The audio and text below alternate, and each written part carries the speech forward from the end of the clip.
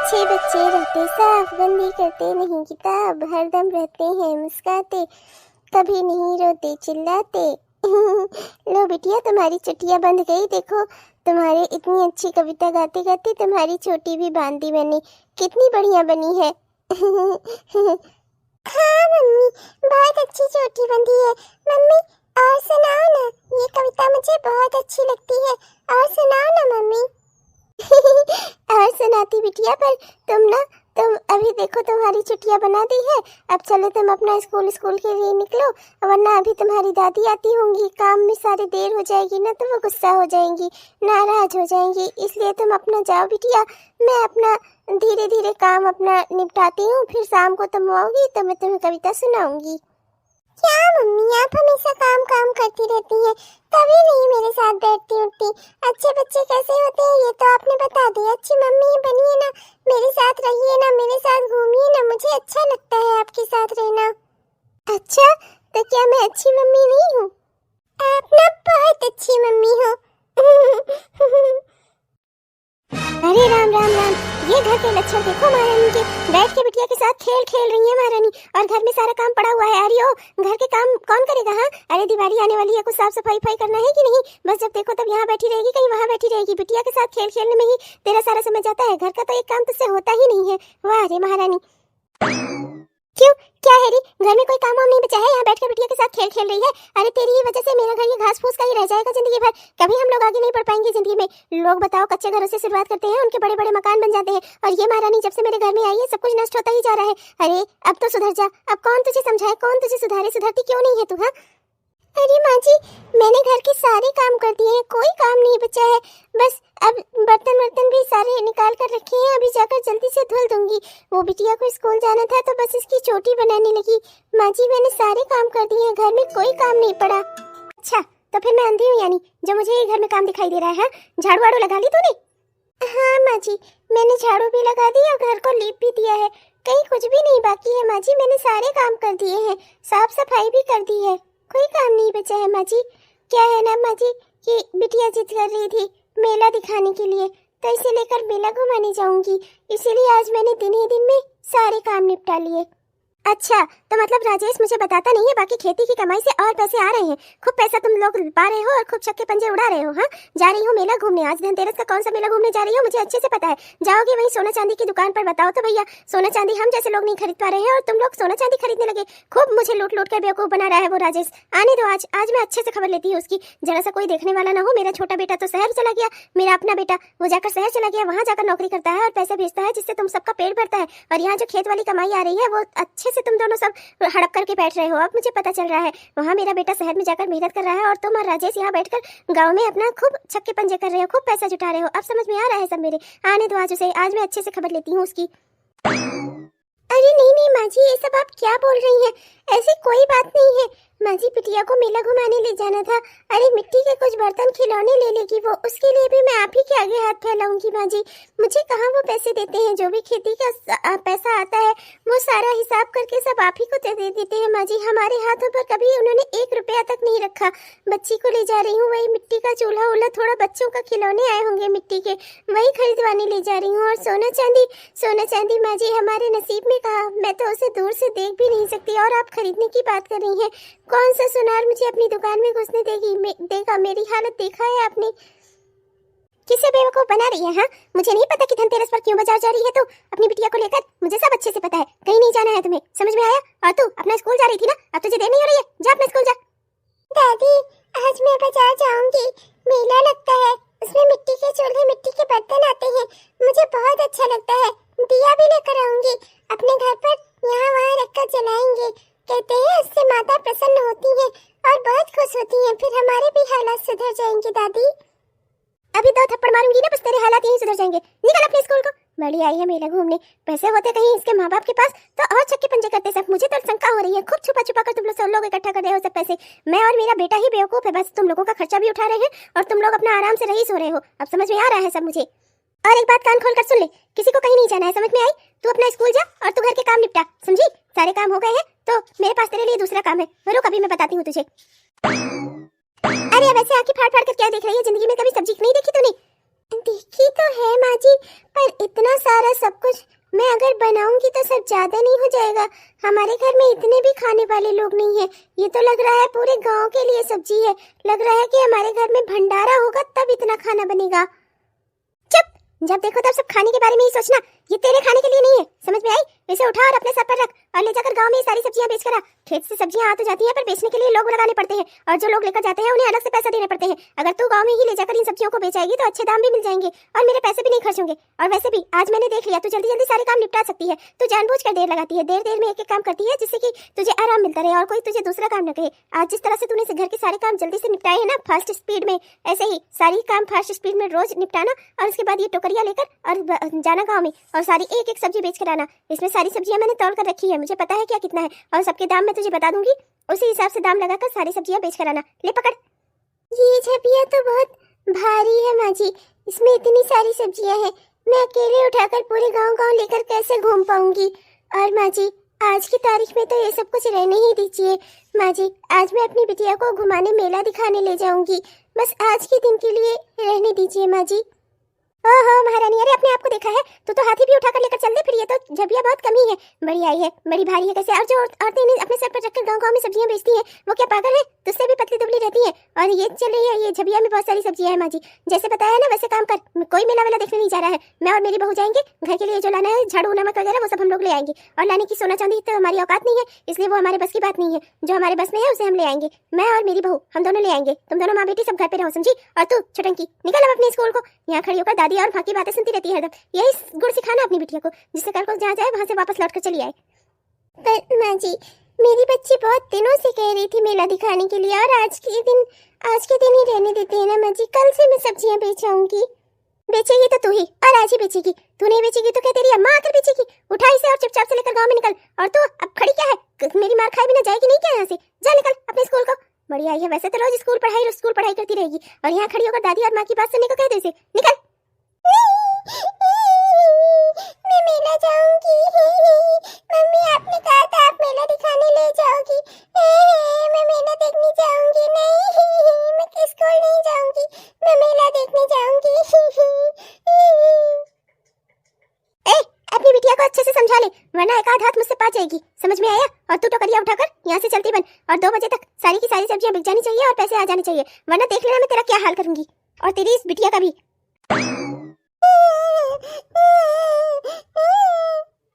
ना रो बिटिया ना रो, अगले साल चलेंगे हम लोग, अब की जाने दो। मैंने सुना है वैसे भी मेले में कोई बहुत अच्छे सामान भी नहीं आए हैं, सारे टूटे टूटे खिलौने हैं। तुम जाने दो, हम अगले साल चलेंगे। अगर अच्छे सामान नहीं आते तो चिंटू, उसकी मम्मी और हमारी दादी सब मेला देखने क्यों जाते हैं? माँ, सबके लिए मेला है, मेरे और आपके लिए ही नहीं है। दादी हम दोनों को कभी मेला देखने क्यों नहीं जाने देती? हमने ऐसा कौन सा पाप किया है? जब देखो तब दादी हमें इस घर में ही रखती है। स्कूल तक मैं जाती हूँ, आप तो स्कूल भी नहीं जाती, आप तो पूरा दिन इसी घर में रहती हो। माँ, दादी हमारे साथ ऐसा बर्ताव क्यों करती है? क्यों वो हमसे अच्छे से नहीं पेश आती? बेटा ऐसा नहीं कहते, चिंटू तुम्हारा भाई है और उसकी माँ तुम्हारी चाची है, उनके बारे में ऐसा नहीं कहते। और वैसे भी बेटा घर के लिए थोड़ा बहुत जरूरी सामान रहता है, वो लाने किसी न किसी को तो जाना पड़ता है ना। और वैसे भी तुम्हारी मम्मी मतलब मैं काम कर करके थक जाती हूँ, इसीलिए दादी नहीं जाने देती। तुम अपना स्कूल जाओ बेटा, ज्यादा मत सोचो, हम अगले साल चलेंगे, तब मेला भी अच्छा आया रहेगा, फिर मैं तुम्हें खूब सारे खिलौने खरीद दूंगी। अब की ना मैं साल भर पहले से ही पैसे जोड़ कर रखूंगी, तो चिंता मत कर, अभी तू जा, ठीक है? आप हर साल ये कहती हो, दादी हमें कभी मेला देखने नहीं जाने देगी। एक दिन ना मैं स्कूल से ही भाग कर चली जाऊंगी। तू ऐसा करेगी तो अपनी माँ को छोड़कर जाएगी। जो बच्चे स्कूल छोड़कर भागते हैं ना, वो कहीं दूर चले जाते हैं, फिर वो अपने माँ बाप से कभी नहीं मिल पाते। क्या तू ऐसा चाहती है? क्या तू हमें छोड़कर जाना चाहती है? नहीं माँ, नहीं। तो बेटा अपनी जिद छोड़ दे, हम अगले साल चलेंगे, मैं, तू और तेरे पापा, हम लोग सब साथ में चलेंगे मेला घूमने, ठीक है बेटा? अभी तो स्कूल जा, ठीक है?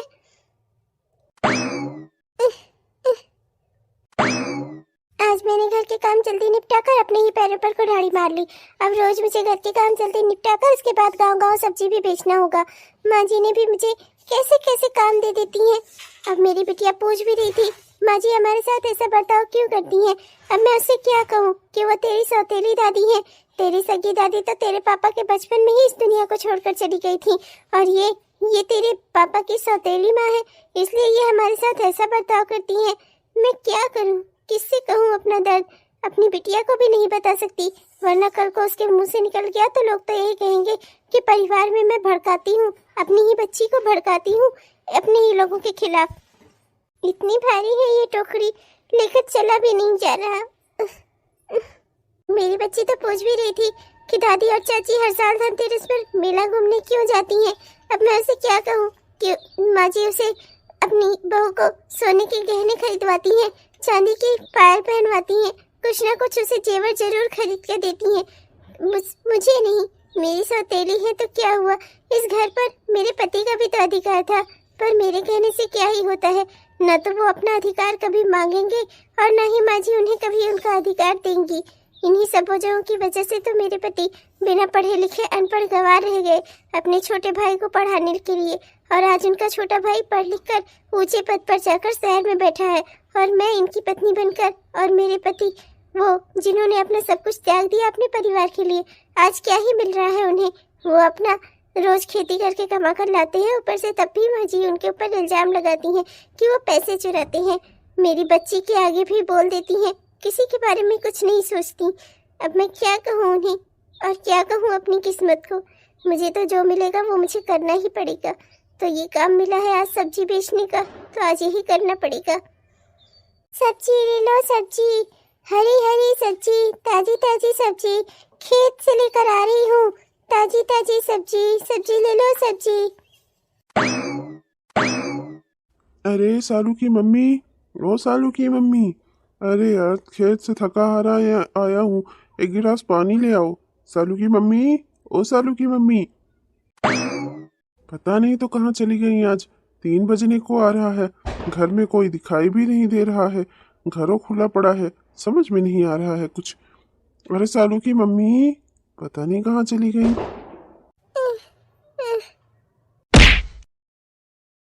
अरे ये सालू की मम्मी, क्या हो गया तुम्हें?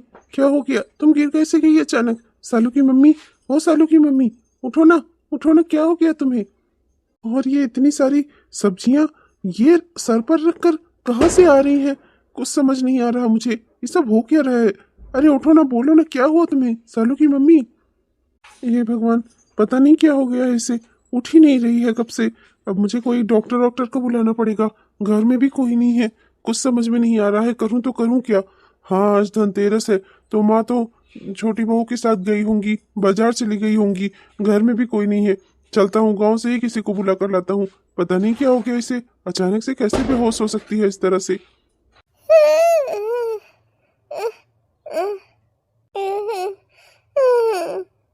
सालू की मम्मी, अब कैसा लग रहा है? तबीयत तुम्हें ठीक लग रही है? ये इतनी सारी सब्जियां सर पर रखकर कहाँ गई थी तुम? कब से मैं यहाँ खड़ा होकर पानी के लिए बुला रहा था तुम्हें। तो घर पे रहती हो, घर के काम करती रहती हो, आज ये इतनी सारी सब्जियां लेकर कहाँ गई थी तुम? और ये क्या हालत बना रखी है तुमने? जब तबीयत ठीक नहीं थी तो और काम क्यों कर रही थी तुम? हाँ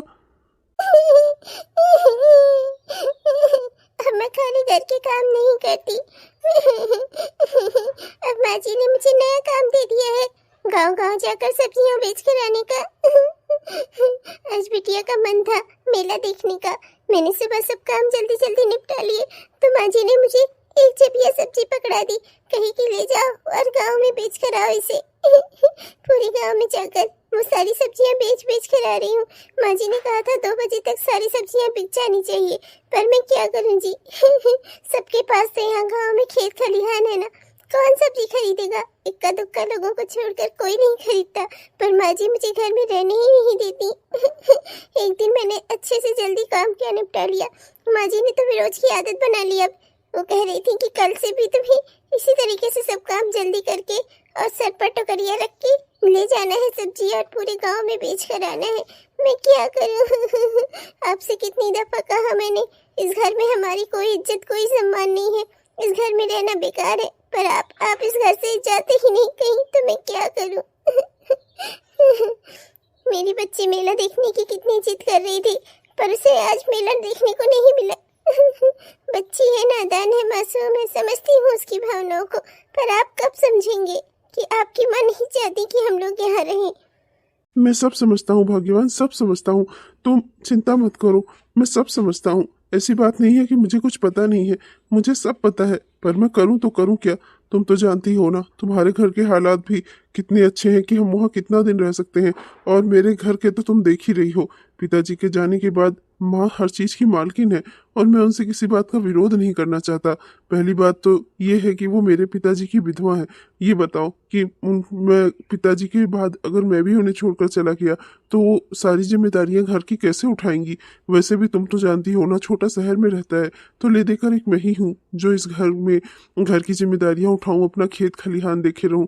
तुम्हें पता है चाचा और ताऊ जी के लड़के रोज खेत की मेड़ काटे रहते हैं। अगर मैं ना हूं ना तो वो सब तो सब हथिया लेंगे ना। तो इसलिए मुझे यहाँ रहना जरूरी है मेरा, जिससे मेरा सब सामान, मेरे भाई का सब हक हिस्सा सब आसानी से बना रहे। और माँ का जहाँ तक है, उनका स्वभाव तो तुम जानती हो ना, क्या कर सकते हैं, झेल लो किसी तरह। वैसे भी सोचो न, तुम्हारे घर के हालात अच्छे हैं न, और अगर मेरे घर से भी हम लोग निकल लिए तो हम लोग जाएंगे तो जाएंगे कहाँ? ये बताओ, प्राइवेट नौकरी का कोई भरोसा होता है आज? नौकरी पर रखा, कल निकाल दिया, तब कैसे हम लोगों का खर्चा चलेगा? क्या अपनी नन्ही सी बेटी को हम भूखा मारेंगे? इसलिए इस घर में जो मिल रहा है, जैसा मिल रहा है, जैसा भी है, उसी में तुम भी एडजस्ट करो और सालू को भी एडजस्ट करवाओ, क्योंकि हमारे पास दूसरा कोई रास्ता नहीं है। काश मैंने और पढ़ाई लिखाई कर ली होती, पर कक्षा 5 के पढ़ने के बाद ही पिताजी इस दुनिया से चले गए और घर की सारी जिम्मेदारियां मैंने अपने कंधों पर ले ली। और मैंने सोचा मैं नहीं पढ़ूंगा तो उससे कम से कम छोटा तो पढ़ पाएगा। मैंने मेहनत की जिससे मेरा छोटा भाई पढ़ सके। मैंने उन्हें कभी अपना सौतेला भाई और सौतेली माँ नहीं समझा है। और तुमसे भी मैं यही कहूँगा कि अपनी सोच बदलो। और घर में मानता हूँ कि सब कुछ अच्छा नहीं है, बहुत बुरा है, पर उसके साथ भी एडजस्ट करना सीखो। कम से कम हमारे सर पे छत तो है, खाने को 2 रोटी तो मिल रही है, इससे ज्यादा बड़ा और क्या चाहिए? जब भी आपसे बात करती हूँ ऐसे कोई ना कोई मजबूरियाँ गिरा देते हैं आप, पर घर के जो हालात है ना, वो मैं और मेरी बेटी झेल रहे हैं ना। घर में हर चीज़ें स्थिति दिन प्रतिदिन बिगड़ती जा रही है। घर के सारा काम करने के बाद जब मैं सब्जियां भी लेकर बाजार जाऊंगी तो मेरे अंदर क्या ही ताकत बचेगी? आखिर देखिए, इतनी सब्जियां किसी गांव वालों ने नहीं ली और इतनी सब्जियां जमीन में गिरकर खराब हो गई। अभी माँ जी आ जाएंगी, देखेंगी तो इसके लिए भी 4 बात हमें सुनाएंगी। देखिए, मैं बस आपसे ये कह रही हूँ कि थोड़ी बचत तो आपको भी करनी चाहिए। आप जो खेती से पैसे कमाते हैं सब लाकर माँ जी के हाथों पर रख देते हैं और तब पर भी माँ जी को लगता है कि आपने उन्हें सारे पैसे नहीं दिए। देखिए, कुछ बचत हमें अपने लिए भी करनी चाहिए, भविष्य के लिए करनी चाहिए। माँ जी से तो हम कोई उम्मीद कर नहीं सकते। अगर देखिए आप माँ जी की जगह किसी और के खेत पर काम कर रहे होते तो वहाँ से भी तो आपको कुछ तो मजदूरी मिलती ना। और यहाँ पर आप सिर्फ काम करते हैं और एक एक पाई लाकर माँ जी के हाथों पर रख देते हैं। छोटे छोटे से खर्चों के लिए भी मुझे और मेरी बच्ची को माँ जी के आगे हाथ फैलाने पड़ते हैं। देखो भाग्यवान, मैं बहुत ईमानदार इंसान हूँ और मैं जिंदगी में कभी किसी के साथ धोखा नहीं कर सकता। और फिर कहने सुनने को ही सही, वो तो मेरी माँ है, उनके साथ धोखा करके कहाँ जाऊंगा मैं? और अपने छोटे भाई का हक हिस्सा खा जाऊं, इतना मैं निर्दयी नहीं हूँ। मेरे घर के खर्चे का जो भी योग्य होता है वो माँ देती तो है। तुम्हें भी पहनने ओढ़ने को अच्छे कपड़े और घर में रहने के लिए बढ़िया सब कुछ मिल तो रहा है। बच्ची को भी अपना स्कूल का ड्रेस बैग वगैरह जो भी होता है सब माँ देखती ही है। फिर भी तुम क्यों इतना परेशान होती हो और मुझे भी करती हो? अरे आप राम बन तो रहे हैं, पर आपकी माँ ना माँ, पापा, बचाओ बचाओ। अरे अरे, ये क्या? ये तो बिटिया की आवाज लग रही है ना? वही रो रही है ना? मम्मी पापा बुला रही है, हुआ क्या? ये मेरी बच्ची की ही आवाज है। वो जरूर किसी मुसीबत में है, उसने हमें आवाज लगाई है। मुझे जाना होगा देखने। मैं अपनी बेटी को इस तरीके से मुसीबत में नहीं छोड़ सकती। आखिर हुआ क्या ऐसा? अभी तक तो मेरी बच्ची ठीक थी। सुबह रुक जा बेटा, मम्मी आ रही है, मम्मी आ रही है, तुम बिल्कुल चिंता मत करो।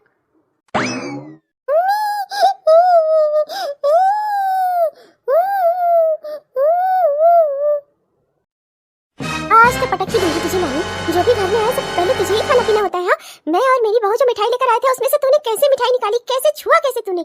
आज तो रुक जा, आज उठा के फेंक ही देती हूँ, मर ही जाए तू। तेरे रहने से ही मुझे बहुत बड़ा संकट है। मर क्यों नहीं जाती तू? रुक जा, आज मैं बताती हूँ तुझे। नहीं दादी, नहीं, छोड़ दीजिए, दादी छोड़ दीजिए मुझे, अब मैं नहीं खाऊंगी मिठाई, कभी नहीं खाऊंगी। मम्मी पापा बचाओ। नहीं नहीं, जो घर में आए सब पर सबसे पहला अधिकार तो तू ही है ना। तू घर की भगवान जो है, सबसे पहले सब तुझे अर्पित होगा, बाकी सब बाद में खाएंगे ना। मैंने तुझे बहुत बार समझाया कि हम लोगों से दूर रहकर, पर तेरे दिमाग में ये बात जाती नहीं है। रुक जा, आज तो मैं तुझे पटक ही देती हूँ। आज तुझे एक बार मार खाएगी ना तो तुझे जिंदगी भर याद रहेगी। अरे माँ, ये आप क्या कर रही हैं? वो बेटी है मेरी, उसे नीचे उतारिए। माँ वो डर जाएगी, छोटी मासूम बच्ची है वो। ऐसा भी उसने क्या कर दिया माँ? मिठाई ही तो खाई है, कौन सा पाप कर दिया? आप बच्ची को नीचे उतारिए माँ। माँ जी, ये आप क्या कर रही हैं? वो छोटी बच्ची है, उससे कोई बदला लेगा क्या? उससे कोई इतना बुरा बर्ताव कैसे कर सकता है? माँ जी, मेरी बेटी को नीचे उतारिए, वो डर जाएगी। वो छोटी है, मासूम है, उसकी ओर से मैं आपसे माफी मांगती हूँ। चुप चुप, कमीनी, नहीं तो तूने ही अपनी बेटी को कोई संस्कार नहीं दिए हैं। बताओ तो जरा, मैं और मेरी बहू हम दोनों गए बाजार से इतनी महंगी महंगी सी मिठाइयाँ लेकर आए, और इस करमचली नास बेटी ने आते ही उसमें से हाथ डालकर एक रसगुल्ला खा गई। बताओ तो जरा, सब इसके खाने के लिए है ना सब कुछ। माँ, वो मासूम है, छोटी है, उसे क्या पता। मिठाई देखी होगी, बच्ची है, लालच में आ गई। आइंदा से वो ऐसा नहीं करेगी, मैं उसे समझा दूंगा। आप उसे नीचे उतारिए। बेटा, तुम्हें कुछ नहीं होगा, मैं हूं ना यहाँ पर, मैं तुम्हें कुछ नहीं होने दूंगा। लाइए माँ, मेरी बेटी को मुझे दे दीजिए। लालच नहीं तो सब, इसकी हिम्मत कैसे पड़ी मेरे लाई हुई मिठाई पे हाथ लगाने की? हाँ,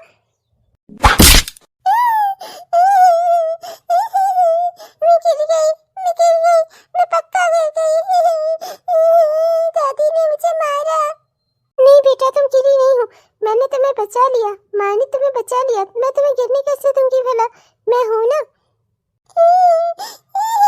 मम्मी, दादी ने मुझे बहुत मारा मम्मी। बस बहुत हो गया माँ जी, आपकी हिम्मत कैसे पड़ी मेरी बेटी पर हाथ उठाने की? हाँ, मैंने अब इस बच्ची को मैं नहीं कभी मारती। फूल सी राजकुमारी है मेरी, मैं इसे कभी हाथ नहीं लगाती, और आप इसे ऊपर से फेंकने वाली थी। माँ जी, ऐसा कैसे कर सकती हैं आप? हम लोगों से आपकी दुश्मनी है, समझ में आता है। हम लोग आपके सौतेले हैं, सौतेली बहू हूँ मैं आपकी, आपका सौतेला बेटा है। हम लोगों से आपकी दुश्मनी समझ में आती है माँ जी, पर एक छोटी सी मासूम सी बच्ची, वो कहाँ से आपकी दुश्मन हो गई जो आप उसके साथ ऐसा बर्ताव कर रही हैं? आज तक आपने जितने भी जुर्म किए सब मैंने बर्दाश्त किए, पर मैं अपनी बेटी पर एक भी जुर्म अब बर्दाश्त नहीं करूंगी। मैं आपको सही बता दे रही हूँ माँ जी, मेरी बच्ची को आइंदा से अगर आपने हाथ लगाया ना तो मुझसे बुरा कोई नहीं होगा। ओ लो, अब सुनो, ये आई है मुझसे लड़ने। तूने समझ क्या रखा है मुझे? अगर तेरी बेटी ने आज जो हरकत की है वही अगर इसने फिर से किया ना तो इससे भी ज्यादा मार मारूंगी मैं इसे। आज तो ये तब भी कम खाई, तू आ गई ना बेचाने इसे, और तू क्या कर लेगी मेरा? क्या कह रही है तू, क्या कर लेगी जरा बताना तो मुझे। हाँ माँ जी, देखिए ना क्या कह रही है ये।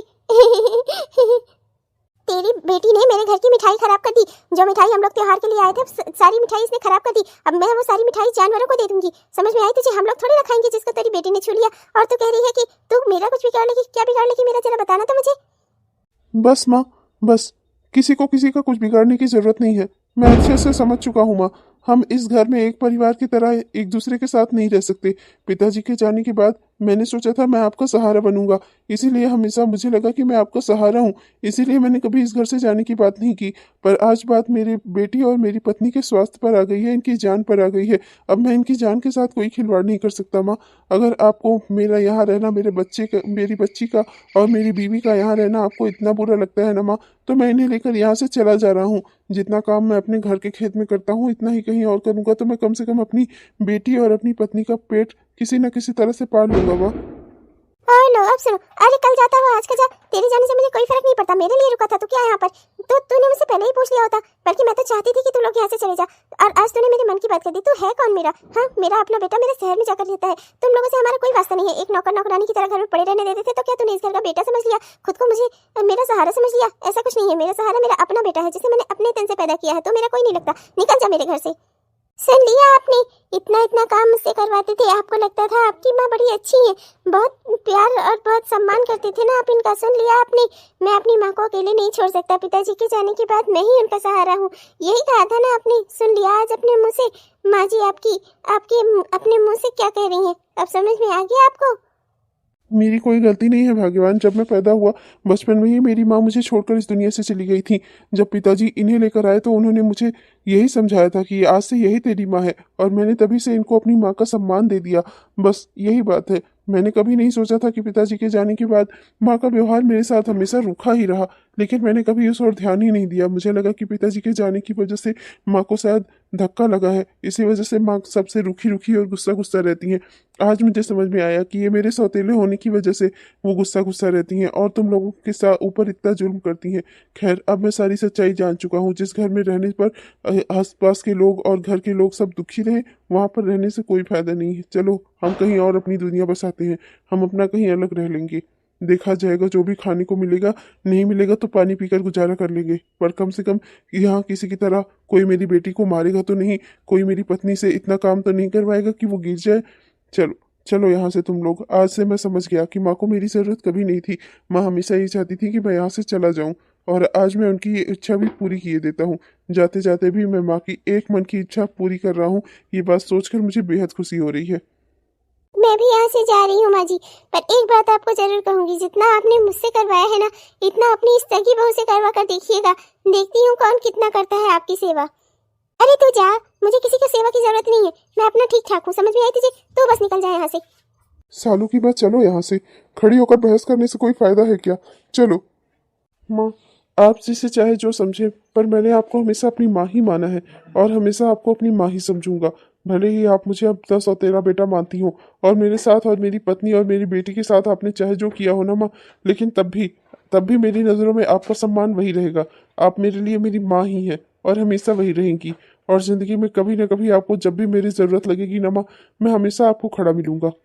अरे तुम लोग जाओ, मेरा घर खाली करो। मुझे किसी से कोई लेना देना नहीं। जिंदगी में मेरे इतना भी बुरा वक्त कभी नहीं आएगा जो मुझे तेरी जरूरत पड़े। उससे अच्छा मैं मर जाना समझूंगी। समझ में आई तेरे? निकल तो मेरे घर से।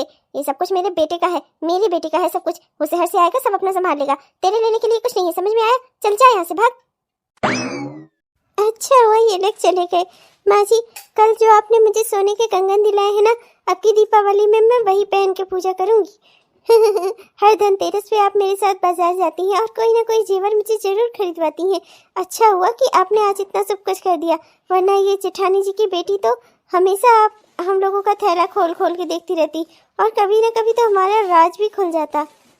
अरे हाँ बहू, तो तू मेरी बहू है या वो करम चली नासपीटी मेरी बहू थी? सब कुछ मैं तेरे लिए ही तो करूंगी। अरे सोने के दाम दिन प्रतिदिन बढ़ते जा रहे हैं, तो मैं अपनी बहू के लिए हर धनतेरस में कुछ ना कुछ सोने का जरूर ले देती हूँ। तो अपना सामान कर रख, उठा ले। और हाँ, अब की दिवाली में ना तो अपने सारे गहने पहनकर पूजा करना। कोई देखने सुनने वाला नहीं है, किसी को डरने की भी जरूरत नहीं है।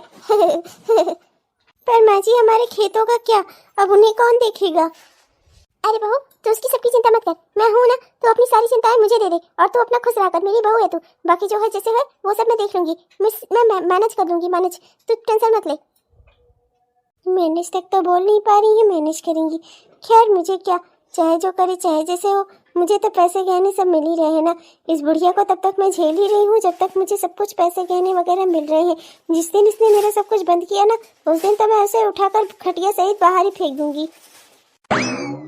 चलो भैया, आज से मेरा घर खाली हुआ, बढ़िया है। अब मेरे घर में मेरा बेटा और मेरी बहू और उसके बच्चे सब आराम से सुकून से रह पाएंगे। अब मुझे किसी से कुछ छिपाने की और किसी से कुछ डरने की कोई जरूरत नहीं है। अब सब आराम हो गया, बढ़िया हुआ। मैं तो जब से इस घर में ब्याह करके आई थी, उस दिन से मुझे अपना सौतेला बेटा खटक रहा था, और आज तो वो मेरे घर से चला गया। इससे बड़ी खुशी की बात मेरे लिए इस दिवाली में क्या ही हो सकती है। आज मैं बहुत खुश हूँ। हेलो दोस्तों, आप सबको दिल से मेरा प्यार भरा नमस्कार। कैसे हैं आप सब? उम्मीद करती हूँ कि बहुत ही बढ़िया होंगे। आपने हमारा यह वीडियो पूरा देखा, इसके लिए आपका दिल से बहुत बहुत धन्यवाद। दोस्तों, कैसा लगा आपको? उम्मीद करती हूँ कि पसंद आया होगा, और अगर पसंद आया तो कृपया वीडियो को लाइक जरूर करिएगा और अपने दोस्तों को, रिश्तेदारों को वीडियो को शेयर भी जरूर करिएगा। और हाँ दोस्तों, अपने प्यारे प्यारे से कमेंट्स भी हमें जरूर लिखिएगा। आपके प्यारे प्यारे से कमेंट्स का ना हम दिल से इंतजार करते हैं दोस्तों। और हमारे उन दोस्तों ने जिन्होंने अभी तक हमारे इस चैनल को सब्सक्राइब नहीं किया है, हाथ जोड़कर उनसे विनती है, कृपया हमारे चैनल को सब्सक्राइब कर लीजिए दोस्तों, जिससे हमारे इस तरह के वीडियो अब तक हर दिन पहुंचते रहे। तब तक के लिए मैं चलती हूँ, मिलूंगी आपसे कल के वीडियो में। तब तक के लिए बाय बाय।